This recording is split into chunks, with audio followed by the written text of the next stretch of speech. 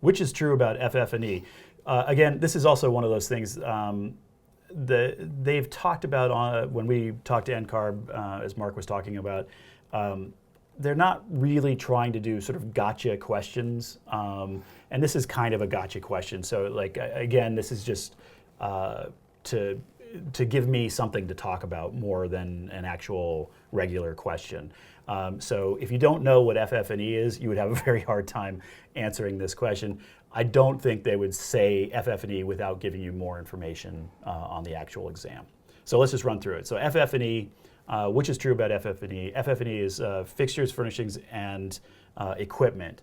So, you know, a drywall wall with all the studs and all the drywall and the base at the floor and the paint on it and all of that, that's part of the base building. That's part of the building construction.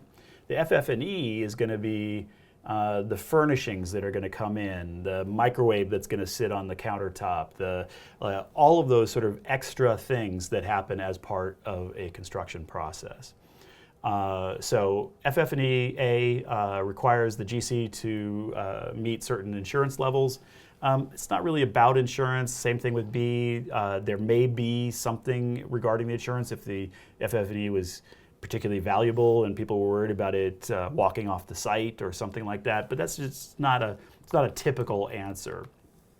The sort of typical best answer out of the four of these is going to be C. And C is FF&E, the fixtures, furnishings, and equipment are often not considered as part of the construction budget. So that sounds really weird. This is kind of, like I said, a bit of a trick question. This might lose a bunch of people. And again, the point was just to be able to have this conversation. The reason that it's often not considered part of the construction budget is that it's not technically the base building.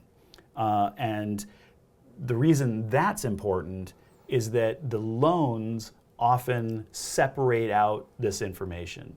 So imagine everything goes to hell, and that you finish the building, everything gets moved in, but in the process, your design has just bankrupted the company because you designed leather floors and whatever it was. You've just bankrupted the company goes out of business, they have this building, the bank can't just sort of say, all right, I'm going to take those walls and I'm going to move them somewhere else and we're going to sell them to somebody. Like, the walls are there. You might demo them or you might change them in some way, but the walls are part of the building. But the furnishings, well, those could be sold, right? So they end up having a different insurance. They end up having different loans for that. It's just it's a different relationship to the funding stream.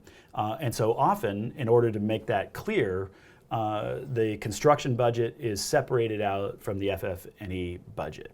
One of the things that's kind of interesting about FF&E is that, you know, as architects, we tend to think, oh, there's going to be this big, massive budget for the building, and then we'll throw some furniture in there. Well, in certain situations, the FF&E budget is way bigger than the construction budget. Like, imagine you're doing let's say a lawyer's office in an existing building where they're one tenant. You know, they're probably going to reuse a lot of the existing walls. They're probably going to reuse a lot of the existing HVAC, but they're going to put all new furnishings in there. So you're going to put some glass walls in, you're going to put maybe a new floor in, kind of fix up some stuff, repaint, do a bunch of that. But then you're going to put in like a $40,000 conference room table, and you're going to put in a brand new kitchenette it's going to be super cool and have a great espresso machine and all that kind of stuff, right? So there's going to be all kinds of stuff that's going to come in that's after, or is that secondary part that is the FF&E. So don't get lost in that. The FF&E can be much higher. In a lot of situations, it's much lower, but it can be much higher. It really depends on the construction type and the project. D is also a potentially reasonable answer. The FF&E is the last thing to be delivered at site because, you know, you're going to bring in the furnishings and things like that at the end, and that kind of makes sense. Except it's not always going to be that, and that's one of those ones where you got to watch out for those words. So always, there are plenty of times when equipment is put into place before the walls are even finished because it's easier to get it in and out, or they need to use it during the construction, or anything like that. And there's plenty of times when the furnishings get moved in, but the painting is still happening, or something along those lines. So always watch out. Always watch out for words like always or never, things like that. So that's why C is a better answer than D.